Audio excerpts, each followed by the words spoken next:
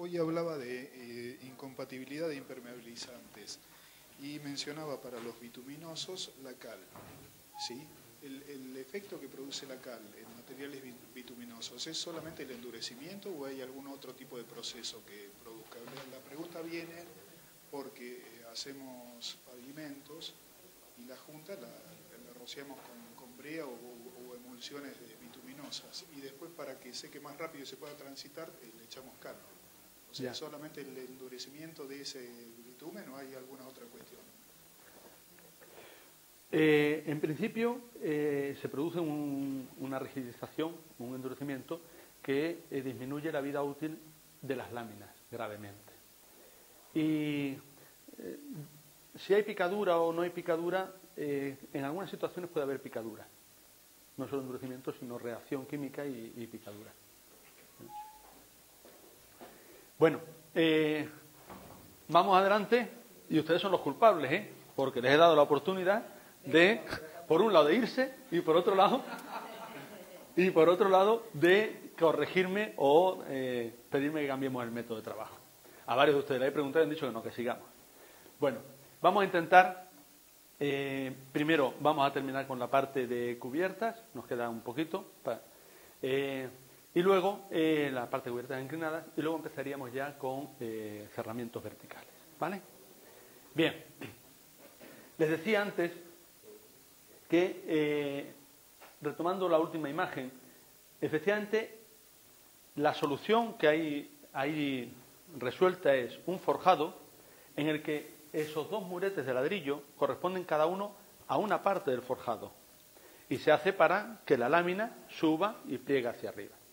Eso es. Esa es la solución hecha. El problema es que la impermeabilización ha fallado y la propuesta que yo les hacía, por si no quedó claro al no dibujarla, es que haya, porque uno de los compañeros me lo preguntó, es que si estos son los dos pies de ladrillo, los dos medio pies, hacer una babeta metálica aquí, que tenga holgura para permitir y que vaya solo fijada a una de las mitades. Fijada a ser posible por aquí, y eso en principio, la única preocupación es que el viento no la puede arrancar. En principio, como tiene poca superficie lineal, el problema del viento es pequeño, pero conviene de todas maneras fijarla aquí. Y dejar aquí un margen para... Perdón, ¿qué pasa en el caso de que eso se dé en una situación donde es un estacionamiento por encima, es decir, que ahí transiten coches? Lo digo porque es el caso. Sí. Bien, si tenemos que resolver efectivamente una impermeabilización en un lugar por el que transitan coches, hay que ir claramente a un sellado y a una solución plana. Y se puede. Lo único que pasa es que eso va a tener una vida menor y va a exigir un mantenimiento, pero sin problema. Se usan estas soluciones en los grandes centros comerciales, se utilizan una chapa que está anclada solo a uno de los dos bordes y que pasa al otro. Protege. Y entonces admite la dilatación. ¿Vale? Esa chapa en todo caso, como le he dibujado aquí, tiene un mínimo de inclinación. Y tiene que tener una rigidez para no perder esa inclinación. Que por otra parte, o sea, quiero decir que no es una chapa, esta podría ser muy fina, pero esta no. Esta necesita que tener una rigidez para no perder la inclinación.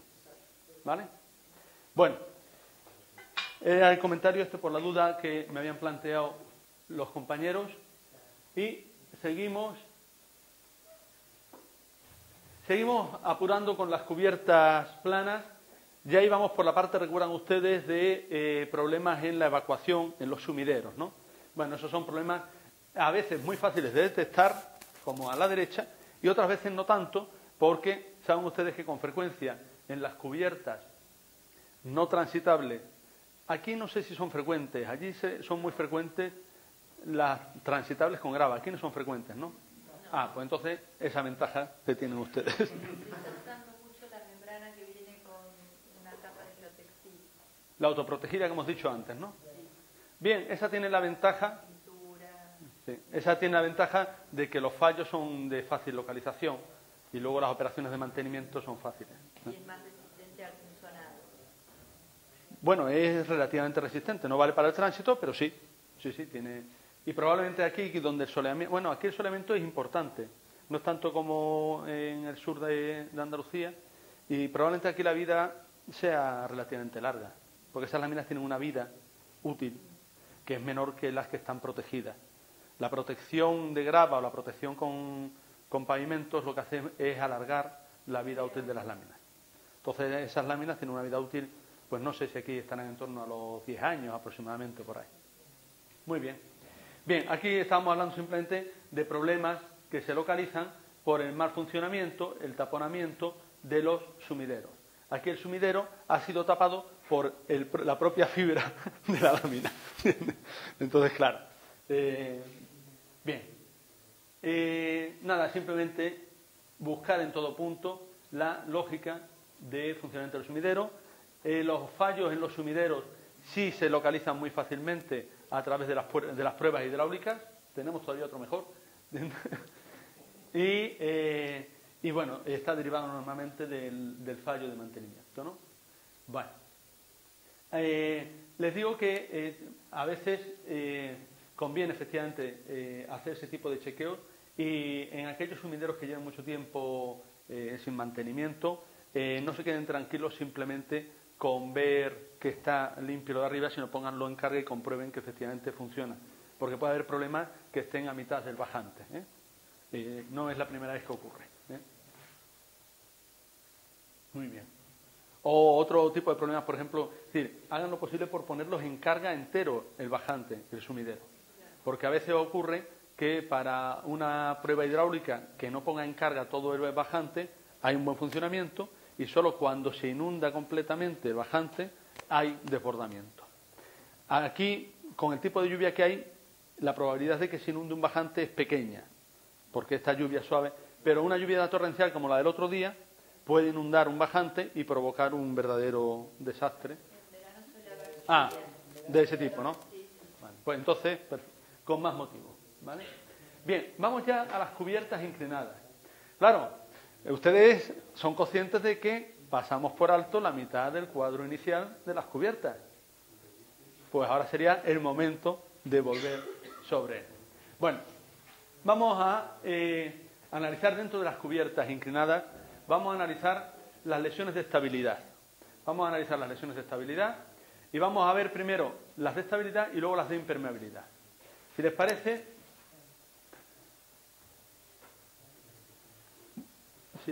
vuelvo sobre el cuadro inicial. Lo repasamos, no tardo nada, hacemos las cosas bien.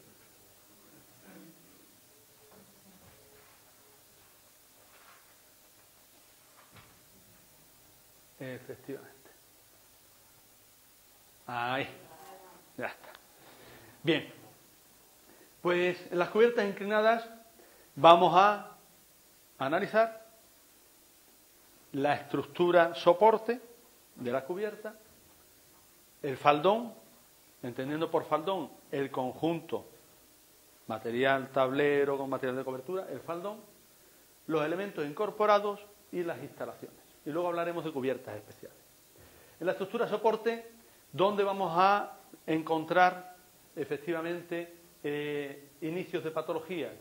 Pues en las deformaciones del tablero.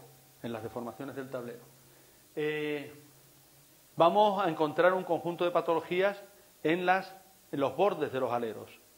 En las cubiertas inclinadas el alero es un elemento singular. Vamos a encontrar problemas en elementos de hormigón de fisuras y grietas. Hablo de elementos de hormigón cuando la estructura soporte es un elemento de hormigón, que efectivamente puede serlo, ¿no? Y corrosión cuando se trata de elementos metálicos en la estructura soporte, y pudriciones cuando, ya hemos visto ejemplos, se trata de elementos de madera. El faldón. En el faldón tenemos por una parte la posibilidad de que haya fallos en el material de cobertura. Por otra parte, analizaremos las cumbreras, limas, aleros y juntas, ¿los nombres coinciden todos con los que se usan aquí? Perfecto. Los desagües, realmente nos referimos a los canalones, la recogida de aguas de los canalones y desagües, y finalmente a los encuentros con hastiales, paredes hacia abajo o hacia arriba, ¿vale? Hastiales o paredes. Elementos incorporados eventualmente a la cubierta, elementos incorporados, bien sean rotulados o cualquier otra circunstancia, la rotura del propio elemento, los elementos sueltos o la corrosión de piezas metálicas. Esto igual que nos ocurría en las cubiertas planas. En las instalaciones vamos a tener exactamente las mismas orígenes de patología que en las cubiertas planas. Y finalmente en las cubiertas especiales, que nosotros hemos mencionado aquí simplemente monteras y lucernarios, que son dos soluciones constructivas relativamente frecuentes, ¿no? Los lucernarios vienen a ser soluciones relativamente prefabricadas y sencillas, y las monteras son esas estructuras en las que aparece una pequeña estructura auxiliar y vidrios que van encajando. Todo eso, por ejemplo, esto, exactamente, no me he dado cuenta. Esto sería una montera, ¿vale? Bien, ahí los problemas que se dan con más frecuencia pues son roturas de vidrio, corrosión de perfiles y estanqueidad de juntas. ¿De acuerdo? Bien. ¿Alguna pregunta sobre esto? Pues pasamos entonces ya adelante, dejamos este cuadro y nos volvemos ya a la presentación.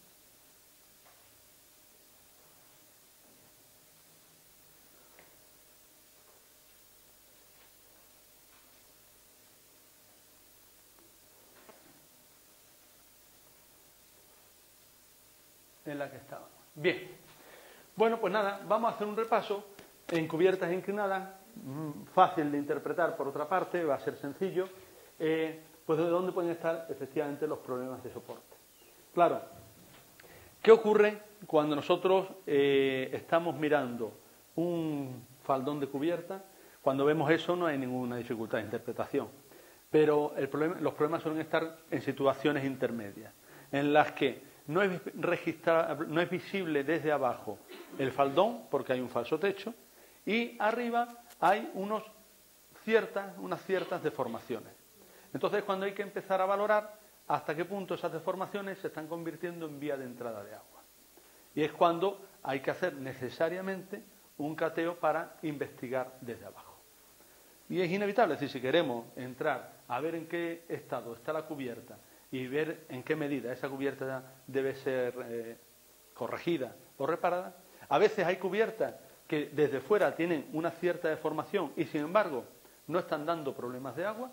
Se ha producido un agotamiento de las escuadrillas de madera por el paso del tiempo. No nos olvidemos que los materiales que por su uso están cerca de los límites elásticos tienden a flectar las maderas de forma irreversible y los hormigones y los metales tienen deformaciones en su mayoría elásticas y solo en un pequeño tramo plástica, ¿vale? Entonces, en una cubierta de madera puede haber una deformación y puede ser compatible con el uso de la madera, o sea, de la cubierta durante muchos años más. ¿Qué hay que observar? Hay que observar por dentro si se está produciendo ingreso de agua. Y eso sí es fácilmente observable si se hace una cata, se alumbra bien y se investiga. ¿De acuerdo?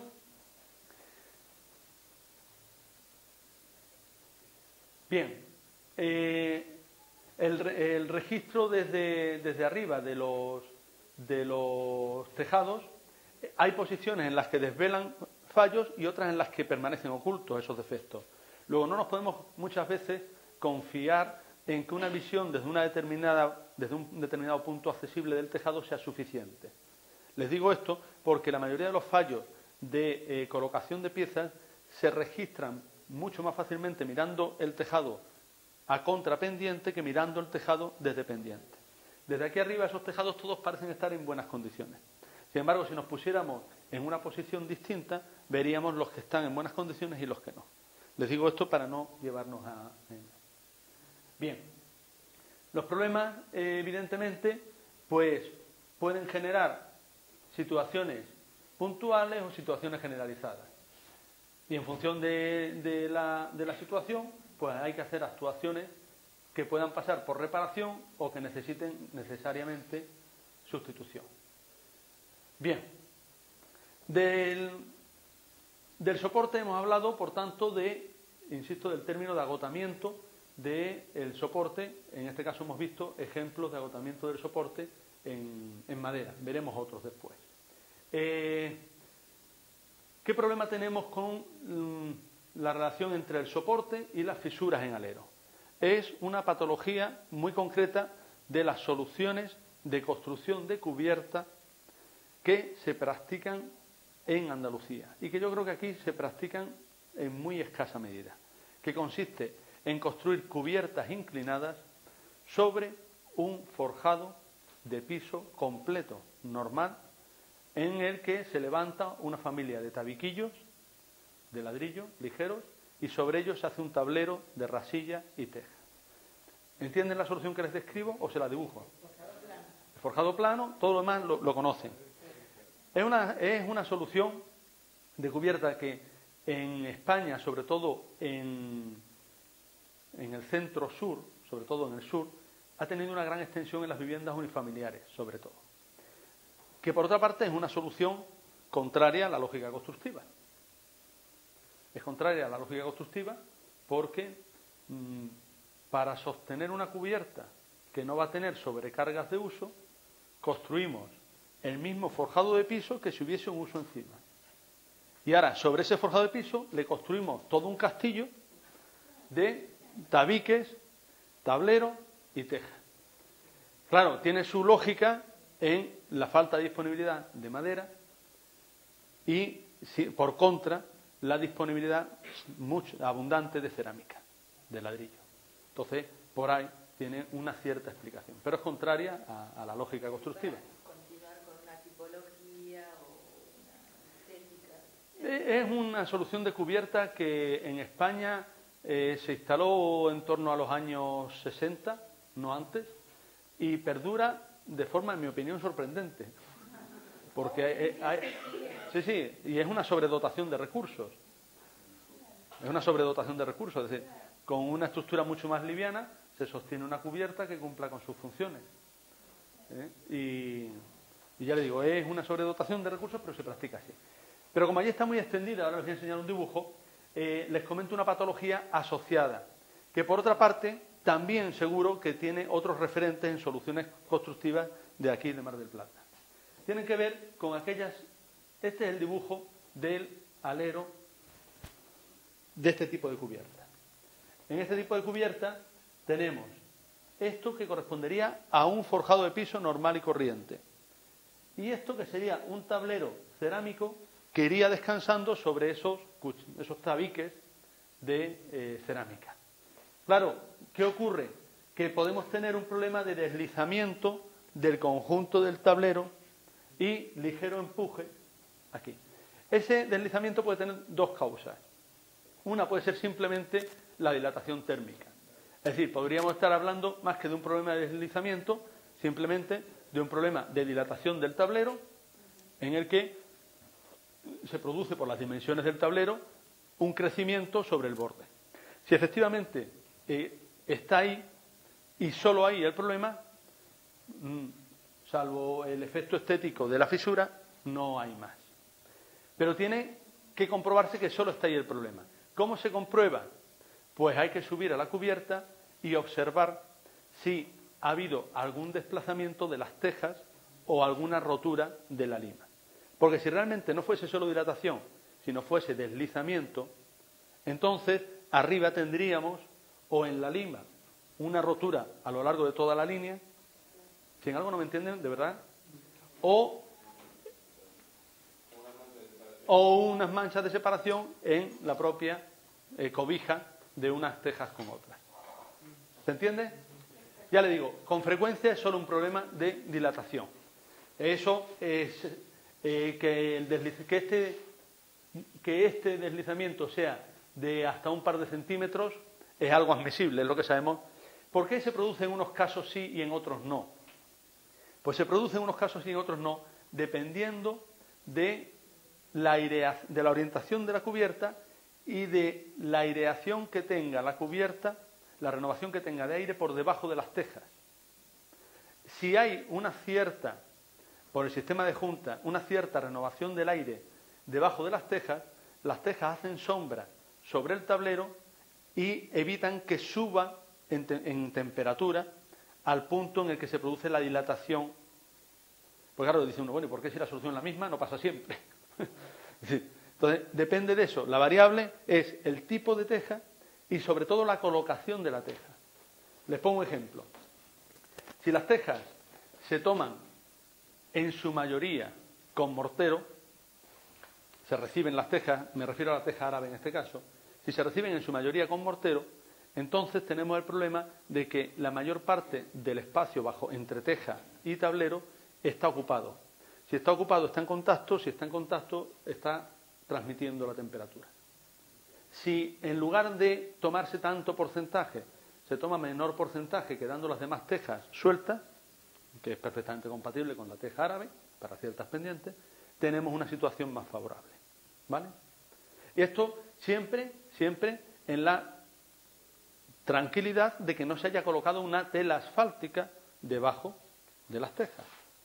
Porque no creo que aquí se haya producido, pero hay ciertos lugares donde se ha establecido en los últimos años la práctica de colocar una impermeabilización debajo del material de cobertura. Y eso da unos problemas enormes, porque se convierte en una falla para el deslizamiento. Claro, es decir, ante una grieta de este tipo, la primera investigación que habría que hacer es saber si existe o no existe tela. Y desde luego observar las dos cuestiones que hemos comentado antes. ¿Vale? Muy bien. Bueno, para los que tenían dudas, esta es la solución a la que me refiero, cuyo final estoy esperando que se produzca alguno de estos días, porque es que no. Muy bien. Bueno, ahí podemos ir a distintas soluciones.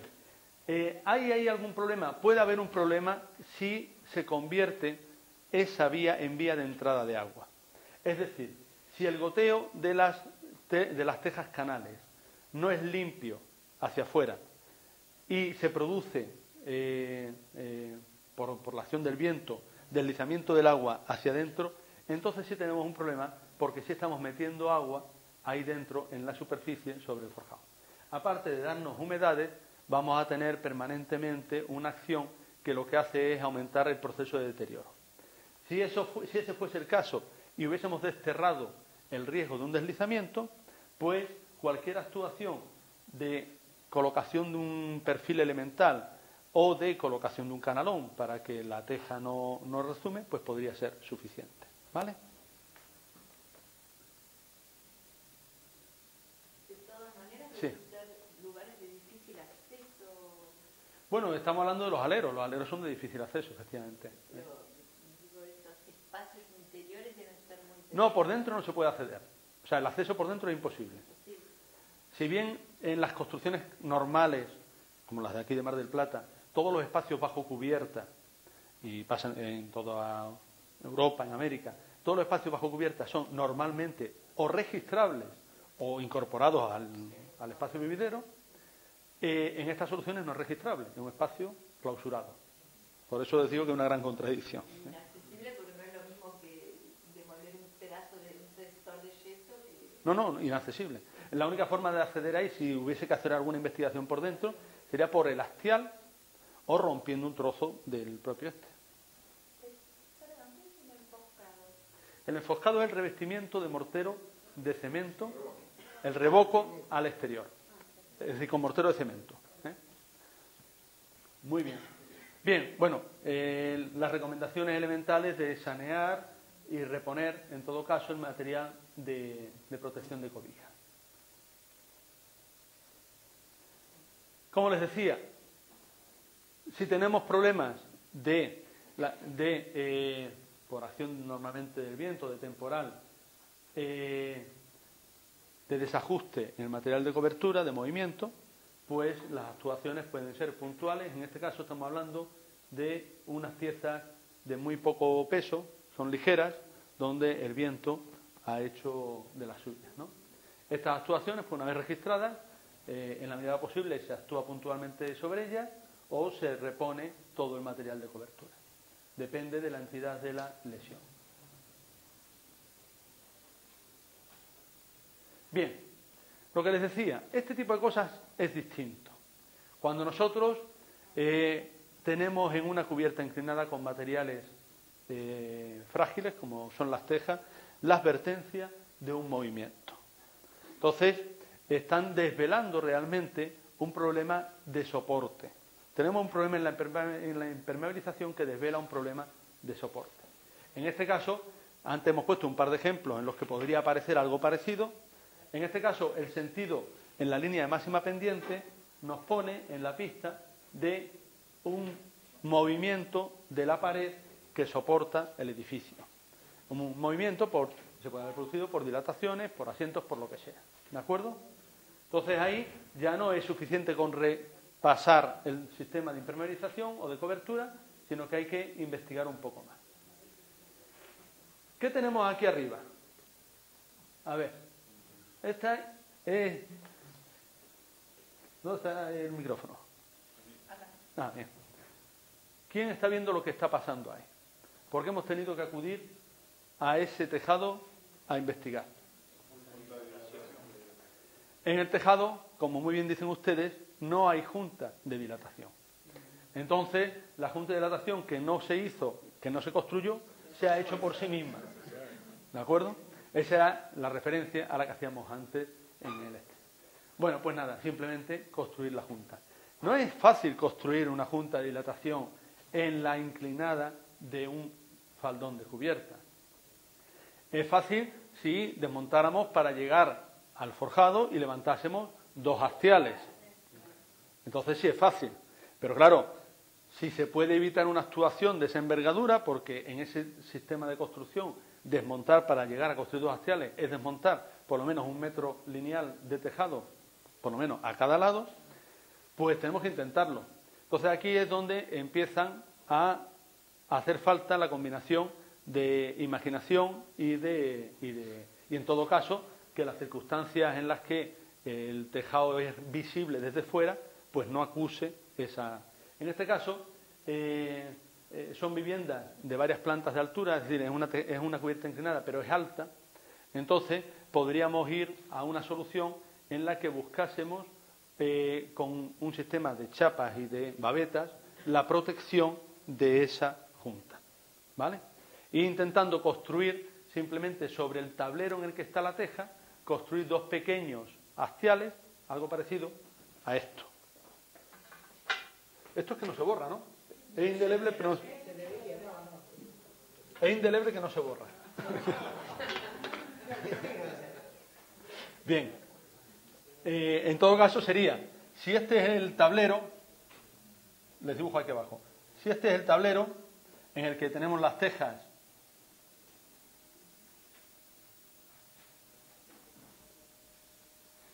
pues levantaríamos parte de las tejas y construiríamos aquí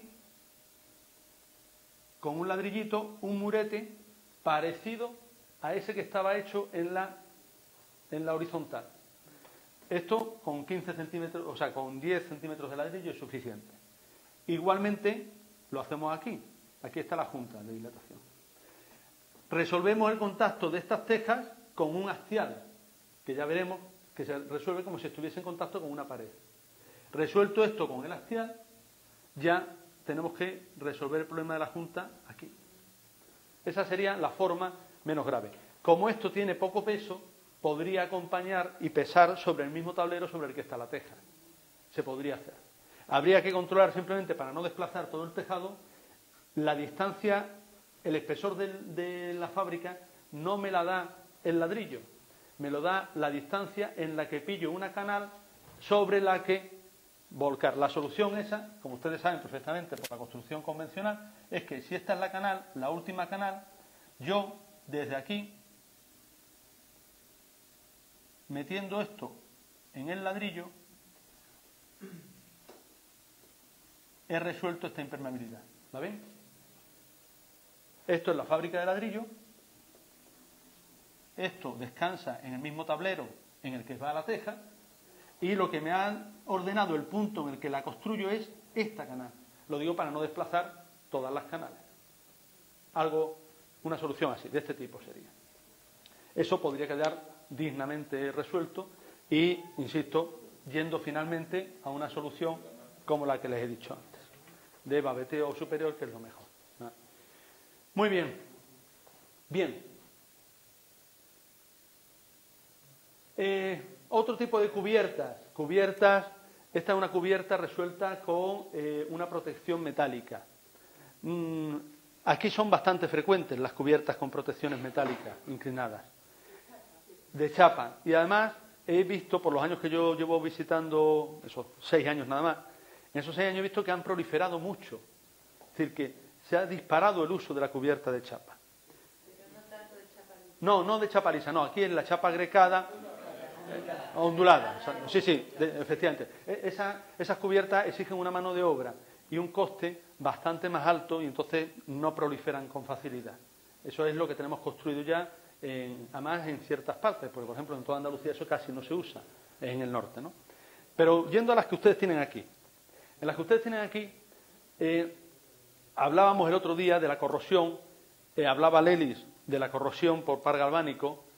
Mucha atención a la compatibilidad entre las fijaciones metálicas, las chapas y el material de soporte, porque a veces hay incompatibilidad en la madera en la que atornilla el tornillo galvanizado. A lo mejor el tornillo es compatible, pero al entrar en la madera entra en contacto con ciertos productos de la madera que generan una incompatibilidad con el propio revestimiento del ladrillo y convierten al tornillo en un elemento de corrosión.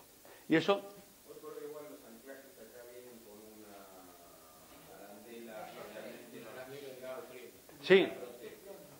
Que actúa como... Sí, los he visto, son unas arandelas troncocónicas que tienen debajo una de neopreno. Lo que les vengo a decir, insisto, es que sobre las maderas el propio tornillo se convierte en un punto de... Entonces, la misma humedad de la madera produce ese... En fin. Posiblemente. Simplemente les digo que en eso tendrán ustedes seguramente que hacer labores de mantenimiento pasado un cierto tiempo al haber proliferado tanto. Hombre, las que tienen protección vinílica, en principio, tienen un mejor comportamiento. Me refiero a los ondulados con protección vinílica, ¿no? Las prepintadas, exactamente. Muy bien. Bueno, aquí estábamos hablando simplemente de este tipo de cubiertas que por zonas, por falta de mantenimiento normalmente, pues acusan distintos niveles de deterioro. Esto, en estas cubiertas, es cuestión de valorar el nivel de deterioro y proceder a actuaciones de limpieza y recuperación con pinturas o de sustitución, simplemente. Yo ya saben, por lo que les dije el otro día, yo abogo por las operaciones de reparación, aunque sea gastando en mano de obra, que por las de sustitución. Pero en fin. Y ya por terminar con las cuestiones que había que analizar en una cubierta inclinada, cuando hablábamos de los canalones y los puntos de recogida de agua, ¿no? Con frecuencia se producen estas situaciones. Esta situación, ¿por qué creen que se ha producido? Hay muchas posibilidades, ¿no? Desde un pisotón de un operario que iba a colocar una antena. Falta de mantenimiento. Se suele producir, por falta de mantenimiento, deformación de la pieza. La solución la situación más frecuente es que se tapona el canalón y se encharca. Y entonces está soportando un peso al que a veces no están preparadas las fijaciones. Simplemente, eso es lo más normal. Y siendo eso así, es normal que se produzca el cedimiento en el punto más bajo. Es normal. Porque es que primero... Entonces, suele ocurrir. Pero vamos, la causa podría ser cualquiera. Evidentemente que habría un montón de causas posibles. Bien. Y ya vamos por observar algunos casos también dentro de cubiertas, antes de analizar las de cubiertas especiales, el caso de otro canalón en el que tenemos problemas de corrosión. Les voy a enseñar, aquí arriba a la izquierda, se lo señalo con el ratón a ver si es posible, ahí tenemos un canalón que recoge aguas de este pequeño paño inclinado de vidrio, pequeño, y del gran plano de cubierta. Bien, ahora ya que observamos, pues, problemas de corrosión en las juntas del canalón. Problemas de corrosión, problemas de par galvánico en el contacto de distintos metales. Pues simplemente estar atento. Ahí se produce un cambio de características. Bien, respecto a las cubiertas inclinadas, habíamos mencionado ya las grietas en el alero y hago ahora un comentario para ese tipo de cubiertas que ustedes no tienen prácticamente y que es el mismo efecto de la dilatación del tablero hacia abajo, pero en horizontal. Este tipo de fisura es un verdadero calvario porque en todas las construcciones aparece. No tiene mayor importancia, pero tiene un efecto estético y en la medida en la que efectivamente se descuida al cabo de los años, se convierte en una vía de entrada que aumenta el efecto de eso. Entonces, bueno, en la medida en la que se pueda corregir distintas soluciones que vayan más en la línea de hacer que la última teja vuelque, no va a evitar esto el empuje del alero, no lo va a evitar, pero puede hacer que la junta sea un poquito más disimulada. Esas son situaciones de las que se producen, de mayor o menor gravedad, y actuaciones hay, pues insisto, desde protegerlos con una teja a utilizar también la fórmula de los baberos metálicos para los bordes de cubierta. En Inglaterra se haría así, un babero metálico para el borde de la cubierta. Bien, dudas sobre el tema de cubiertas. ¿Tan lamentable estuvo el asunto?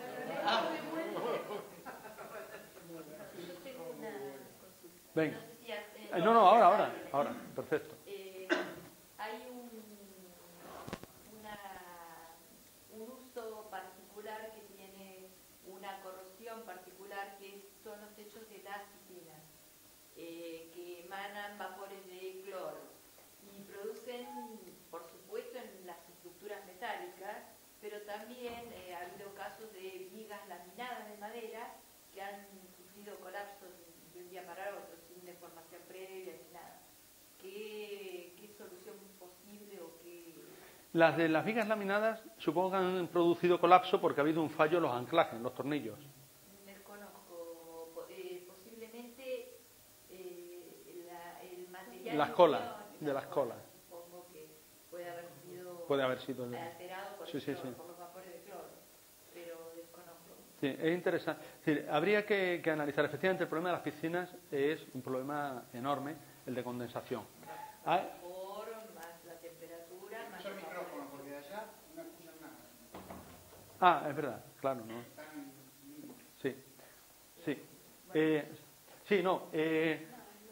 Nos comentaba, para los que están escuchando en otra sala, nos comentaba la compañera qué soluciones podemos dar para mejorar el comportamiento de las cubiertas de las piscinas en las que la condensación del cloro actúa sobre elementos metálicos o incluso sobre elementos de madera, provocando alguna situación que se ha conocido incluso de colapso o de quiebra sin advertencia previa. El efecto del cloro es especialmente nocivo, evidentemente, sobre los metales. Y el mantenimiento de las cubiertas sobre piscinas es difícil. Cuando se trata de cubiertas de hormigón, que las ha habido, también hay que estar permanentemente protegiendo con pinturas vinílicas que hagan que el cloro no entre en contacto con la masa de hormigón. Porque ya, como explicó el otro día Lelis, el cloro en contacto con la masa de hormigón es un agente que dispara todos los procesos de deterioro. En el caso, por eso se ha optado con frecuencia, recientemente, por soluciones de madera. Las soluciones de madera entiendo que tienen su punto débil en los anclajes metálicos. ¿Puede haber un problema de incompatibilidad con las colas fenólicas de las maderas? Puede haber un problema de compatibilidad. Lo que dudo es que no haya avisos previos de esa falta de compatibilidad. Esa es la duda que me entra. Sin haber pensado más que a través de la pregunta, solo hay una explicación para que efectivamente podamos pensar que una pieza trabajando a flexión en madera tenga un colapso de ese tipo sin ser metálica. Y es que, como ustedes saben, las vigas laminadas son vigas que funcionan con una sección muy alta. La sección tan alta las convierte en elementos rígidos, de demasiada rigidez, por lo que podrían entrar antes en colapso por cortante que por flexión. Y un colapso por cortante efectivamente se movería. Ustedes saben cómo funciona el cortante dentro de las vigas. Funciona en dos sentidos. Uno en el mismo del eje de la fibra neutra de la viga y otro en el perpendicular. Y los dos son cortantes. Y esos son precisamente los sentidos en los que están trabajando las colas. Podría haber una concentración de cortante en un punto en el que, además, como ustedes saben por las vigas de madera funcionan, sí, es perfectamente explicable. Ustedes saben que una viga de madera laminada podría responder perfectamente a algo parecido a esto. Por hacer una así bonita.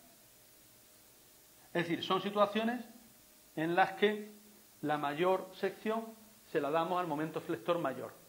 ¿Vale? ¿Pero dónde se produce el mayor cortante? Donde hay mayor cortante tenemos probablemente menor ventilación. Donde hay menor ventilación, la condensación de vapores de cloro es la más alta. Donde hay concentración de vapores de cloro tenemos mucha menos sección y, por tanto, menor resistencia al cortante.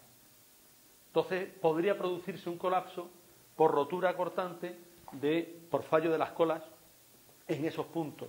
Y claro, no hay advertencia previa. Ahí no hay advertencia previa. Eso podría ocurrir.